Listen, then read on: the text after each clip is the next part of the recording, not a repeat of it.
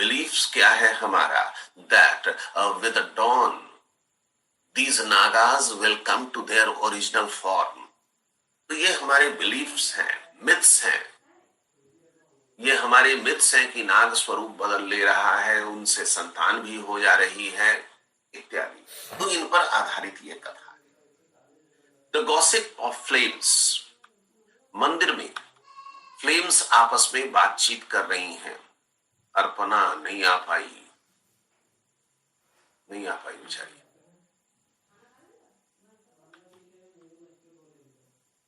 मंदिर में फ्लेम्स आपस में बातचीत कर रहे हैं। डिजर्टेड टेम्पल में, एक निर्जन मंदिर में। The assuming of human form by Naga. Naga का ह्यूमन फॉर्म में आ जाना। द स्नेक ओडील, सर्प परीक्षा। The characters of story and song. Story और सॉन्ग जैसे चरित्रों का हमारे इर्द गिर्द होना etcetera are the folk beliefs and myths. ये हमारे बिलीफ्स और मिथ्स हैं और इसी पर यह कथा आधारित है। तो इसमें तो कोई शक की बात नहीं है। The playwright has also incorporated the popular tales of Sita and Ahilya। कथाकार ने इस कहानी में सीता और अहिल्या के भी कथा को थोड़ा सा शामिल कर लिया है, जो आपको पता नहीं चल सका। कहां पर सीता की कथा को इनकॉर्पोरेट किया है बताइए सर। जहाँ रानी पे वो जब स्नेक अपना मॉडल को लेकर सत्यापन करने जाती है। क्या करने जाती है? प्रशासन नहीं सर, जब रानी अपना क्या सर, जब रानी अपने आप को अच्छी है ये प्रूफ करने जाती है गांव वालों के सामने। यस सर, जब वो इनोसेंस प्रूफ करने जाती है। तो इनोसेंस प्रूफ करने जाती है। वो सीता की स्टोरी है। ठीक है, चलिए सीता की स्टोरी हम लोग खोजते हैं। सीता अपने माता पिता के साथ बेहद अच्छे तरीके से रह रही थी, लेकिन अपन्ना नाम का दुष्ट उसको हरण करके लाया और उसे कैद में रखता था अपने घर में। हो सकता है सीता? Yes sir. ठीक वैसे ही जैसे अशोक वाटिका में रावण ने सीता को रखा था। स्नेक ओर्डील सीता देती है, स्नेक ओर्डील रानी देती है और सीता अग्नि परीक्षा देती है। हो सकता है सीता का मिथ। और देखिए सीता को राम ने बचाया, सीता को राम ने रेस्क्यू किया और यहां पर सीता को नागा ने रेस्क्यू किया। हो सकता है? Yes sir. Yes sir. Ahilya की कथा कहां पर आती है? कौन थी अहिल्या? कौन थी Ahilya?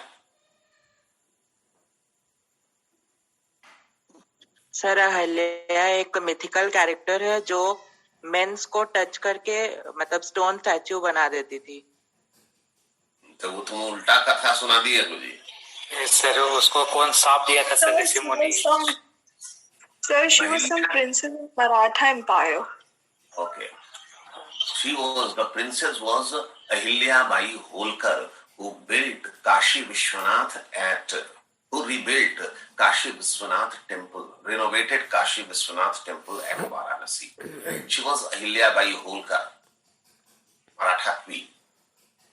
This Ahilya was the wife of some famous rishi. एक महान ऋषि की पत्नी थी। अब ऋषि का नाम क्या था मुझको याद नहीं आ रहा। कौन से ऋषि की पत्नी थी? गूगल सर्च करोगे तो पता चल जाएगा। अहिल्या शायद भरद्वाज। नहीं बता सकते, हमको याद नहीं। तो ऋषि अपनी पत्नी अहिल्या से बेहद प्रेम करते थे। एक दिन ऋषि सुबह सुबह स्नान करने के लिए गंगा की ओर गए। उसी समय नारद ने या इंद्र ने, अब एग्जैक्टली हमको भी कथा याद नहीं है। इंद्र सर, इंद्र। वो वेश बदल करके आए, उसके पति का, अहिल्या के पति का वेश बदल करके आए और अहिल्या के कक्ष में प्रवेश कर गए। अहिल्या उस व्यक्ति को पहचान नहीं सकी, उसे वह अपना पति समझ बैठी। उसी समय उसके पति गंगा स्नान करके या नदी से स्नान करके वापस लौटे और उसने अपनी पत्नी को अन्य पुरुष के साथ देखा तो क्रोधित हो गए और अहिल्या को उन्होंने श्राप दे दिया कि तुम पत्थर की हो जाओ। ऋषि को इस बात का क्रोध था कि अहिल्या जैसी नारी, अहिल्या जैसी सती स्त्री अपने पति और पराये पुरुष में भेद नहीं कर सकी, ये कैसे संभव हुआ? तो दंडित कर दिया। और जब राम वन से गुजर रहे थे, 14 वर्ष के वनवास के दौरान जब राम वन से गुजर रहे थे, तो उनके पैरों के स्पर्श से यह पत्थर वापस अहिल्या में बदल गई, मुक्त हो गई वो अहिल्या। तो ये कथा भी यहां पर इनकॉर्पोरेटेड है, ये कथा भी इनकॉर्पोरेटेड है। Some meaningful symbols have also been used in the play. Play में कुछ मीनिंगफुल सिंबल्स भी इस्तेमाल किए गए हैं।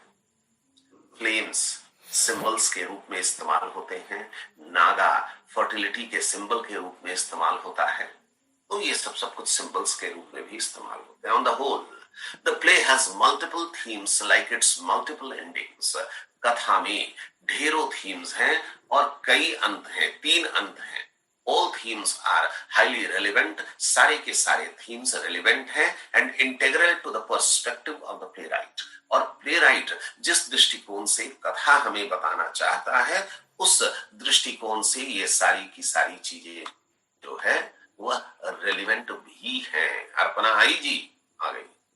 अर्पणा तुम एक काम करो, तुम अपना मोबाइल नंबर चेंज करो, अपना मोबाइल नंबर चेंज करो। तुम्हारे साथ कोई प्रॉब्लम नहीं है, तुम्हारा डेटा कंज्यूम हो जाता है, इसलिए तुम्हारा नेट स्लो हो जाता है। सर न्यू सिम फिर भी देख रहा है प्रॉब्लम हुआ। इस सिम को कोई और यूज करता होगा। जब अलॉटेड डेटा खत्म हो जाता है तो फिर नेटवर्क स्लो हो जाता है। तो ये प्रॉब्लम होता होगा, हो सकता है तुमको, और कोई दूसरी बात नहीं होगी। देख लेना, क्योंकि पूरे सारे बैचेस में हम 5-6 बैचेस पढ़ाते हैं, तो सारे बैचेस में सिर्फ तुम्हारे साथ ही ये दिक्कत आ रही है, बाकी ऐसा कोई दिक्कत किसी के साथ नहीं है। तो कहीं ना कहीं इश्यू तुम्हारे नेटवर्क के साथ, तुम्हारे सिम के साथ होगा। तुम्हारा डेटा कंज्यूम हो जाता और कुछ भी नहीं। डेटा कंज्यूम हो जाता होगा तो नेटवर्क तुम्हारा स्लो हो जाता है। नेक्स्ट क्वेश्चन लिखिए। Evaluate Nagamandala. Evaluate Nagamandal as an epic theatre. As an epic theatre. Slash कीजिए। Epic drama, epic drama, epic drama. हो गया? चलिए क्वेश्चन देखिए। एपिक थिएटर या एपिक ड्रामा ये है या नहीं है, तो पढ़ेंगे तो पता चलेगा कि इसमें टेक्निक्स इस्तेमाल किया गया है या नहीं किया गया है। 100% किसी भी प्ले को एपिक थिएटर नहीं बोल सकते हैं, 100% किसी भी प्ले को एरिस्टोटेलियन ड्रामा नहीं बोल सकते हैं। ये सारी चीजें इंटरप्रिटेशन पे डिपेंड करती है कि आप चीजों को कैसे खोज करके निकालते हैं। हम लोग सारा प्ले पढ़ गए, लेकिन कहीं पर आपको सीता की याद नहीं आई, लेकिन अभी जिक्र किए तो सीता की याद आ गई कि हाँ ये तो ऐसा हो सकता है। राम ने चरणों के स्पर्श से अहिल्या को नारी बना दिया पत्थर से, तो नागा ने अपने हेल्प से रानी को क्या बना दिया?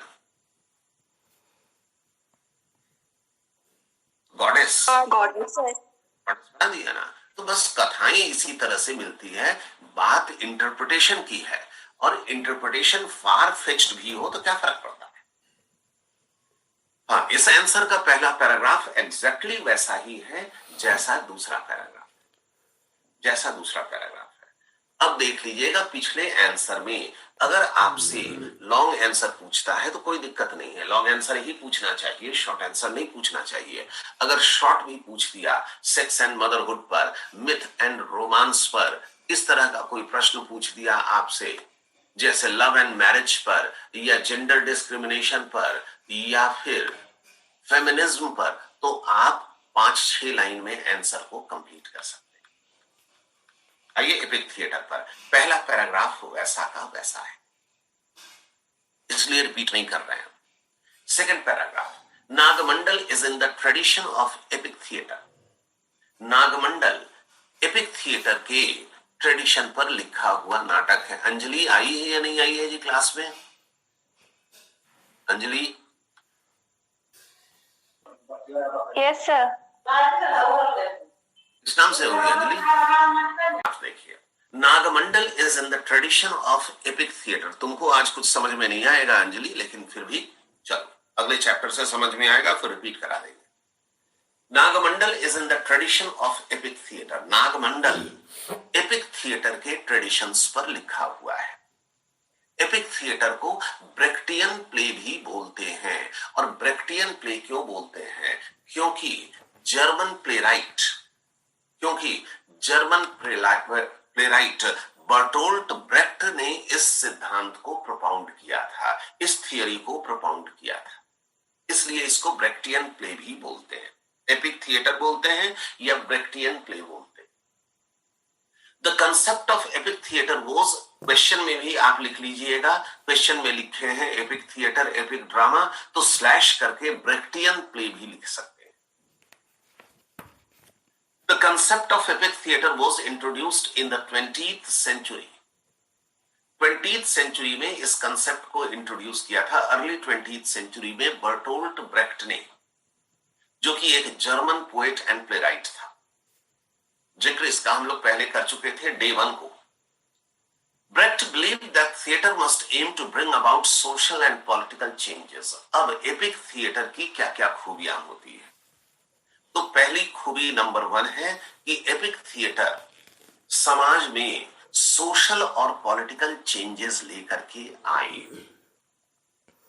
नाटक का उद्देश्य सिर्फ मनोरंजन करना नहीं है। The play is not meant to entertain only, the play is meant to bring social and political changes. नाटक का काम है सामाजिक और राजनीतिक परिवर्तन लाना। तो क्या नागमंडल सामाजिक और राजनीतिक परिवर्तन लाता है? Display talks about social, political, economic and legal rights of women. इस बारे में बात करता है, स्त्री को समान दर्जा देने के बारे में बात करता है। ये नाटक इस बात की वकालत नहीं कर रहा है कि स्त्रियों के भी अवैध संबंध होने चाहिए, ऐसी बात नहीं बोल रहा है, लेकिन ये equal social, political, economic and legal rights की बात कर रहा है। तो नाटक ये मकसद फुलफिल करता है। It should force the audience to critically think. नाटक का काम, एपिक थिएटर का काम होना चाहिए कि वह ऑडियंस को मजबूर करे कि किसी भी गंभीर मसले में गंभीरता पूर्वक सोचे। क्रिटिकली थिंक, केवल सोच करके निकल गए ऐसा नहीं करना है। क्रिटिकली थिंक, गुण दोष दोनों की विवेचना करे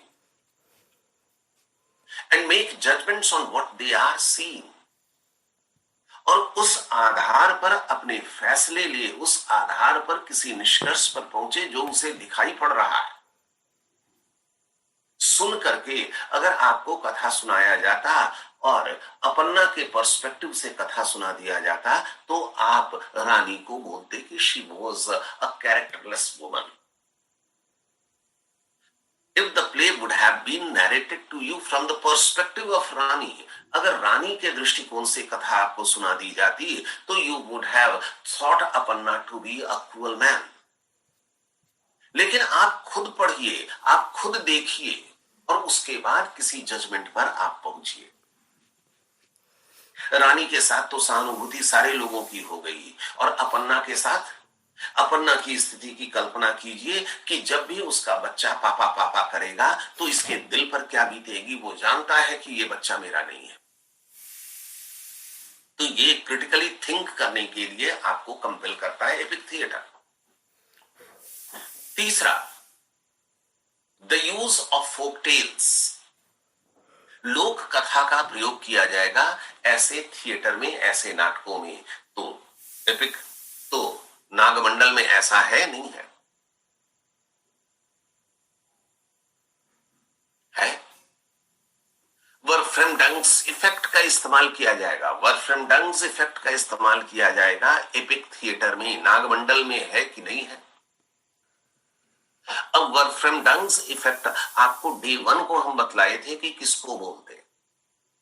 वर्फ्रेमडंग्स इफेक्ट जो है, इसका तात्पर्य होता है हर थोड़ी देर पर दर्शकों को याद दिला देना कि आप नाटक में डूब मत जाइए। आप स्टेज पर जो देख रहे हैं वह सिर्फ नाटक मात्र है, उसको वास्तविक जिंदगी से कोई लेना देना नहीं है। क्या वास्तविकता में ऐसा होता है कि नाग शरीर बदल करके मनुष्य बन जाता है और सुबह होते ही मनुष्य से फिर नाग बन जाता है? ऐसा कुछ होता है क्या? नो सर, नहीं होता है। बार बार दर्शकों को, बार बार ऑडियंस को ये याद दिला देता है कि आप स्टेज पर जो देख रहे हैं वो नाटक है। तो कैसे याद दिला देता है? स्टेज पर कभी डार्कनेस हो जाएगा, स्टेज पर कभी लाइट हो जाएगा, नाटक होते होते रानी और नागा चुप हो जाएंगे और स्टोरी और मैन आपस में बात करने लगेगा। नाटक होते होते नागा, अपन्ना और रानी चुप हो जाएंगे और ढोल बाजा हारमोनियम बजने लगेगा स्टेज पर। नाटक होते होते कोई एक आदमी, डायरेक्टर साहब आ गए स्टेज पर और आगे की कथा समझाने लगे। तो आपको बार बार याद दिला देता है कि आप जो देख रहे हैं वह वास्तविकता नहीं है, ये तो नाटक चल रहा है। हिंदी फिल्में आप देखते हैं तो आप उसमें डूब जाते हैं, आपको लगता है कि फिल्म के हीरो आप हैं और हीरोइन जो है बस आपकी प्रेमिका है। आपको लगता ही नहीं है कि आप नकली जिंदगी देख रहे हैं वहां पर। तो वहां वो एपिक थिएटर नहीं है। लेकिन इस प्रकार के नाटक जो है उसमें वर्फ्रेमडंग्स इफेक्ट का इस्तेमाल किया जाता है, जहां पर आपको बार बार याद दिला दिया जाता है that drama is not the true representation of life. जबकि एरिस्टोटल क्या बोलता है? Drama is the true representation of life on stage. तो इस टेक्निक का इस्तेमाल करता है। और एपिक थिएटर में ऐसा करता है या नहीं करता है? नागमंडल में ऐसा होता है या नहीं होता है? होता ही सर। Yes sir. होता है। कभी फ्लेम्स डांस करने लगती हैं, गीत गाने लगती हैं, कभी स्टोरी बोलने लगती है, कभी रानी स्टोरी से पूछती है कि अब तुम ही बताओ कि मैं क्या करूं। The breaking of the fourth wall, उसके बाद एपिक थिएटर में होता है कि फोर्थ वॉल उसको तोड़ देना। अब ये फोर्थ वॉल क्या बला है? स्टेज पर 3 वॉल होते हैं, राइट, लेफ्ट और बैक। ये 3 वॉल होते हैं। सर वो और पर्दा एक कर्टेन चौथा वॉल क्या हो गया? और एक चौथा वॉल होता है स्टेज और दर्शकों के बीच, और यह वॉल अदृश्य होता है। यह वॉल अदृश्य होता है, चौथा वॉल, जो दर्शकों और स्टेज के बीच में होता है। दर्शक अपने सीट पर बैठे बैठे स्टेज के एक्टर्स को कोई आदेश नहीं दे सकते हैं कि अब ऐसा करो, अब वैसा करो, तुम गाना मत गाओ जी, अब तुम गाना गाओ। ऐसा आप नहीं करते हैं। फिल्म देखने जाते हैं तो 3 वॉल होता है,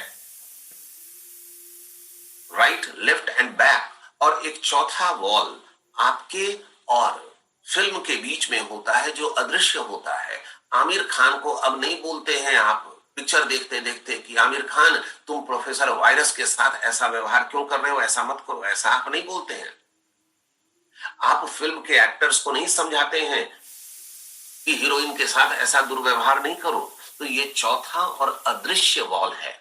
आप कम्युनिकेट नहीं कर सकते हैं डायरेक्ट एक्टर्स से, उसको आप कोई दिशा निर्देश नहीं दे सकते हैं। लेकिन एपिक थिएटर में ये चौथा वॉल जो है, अदृश्य चौथा वॉल, उसे तोड़ दिया जाता है और दर्शक भी एक्टर्स को या डायरेक्टर को आदेश देते हैं कि न ऐसा उचित नहीं है, तुम ऐसा करो। यही वजह है कि नाटक में 3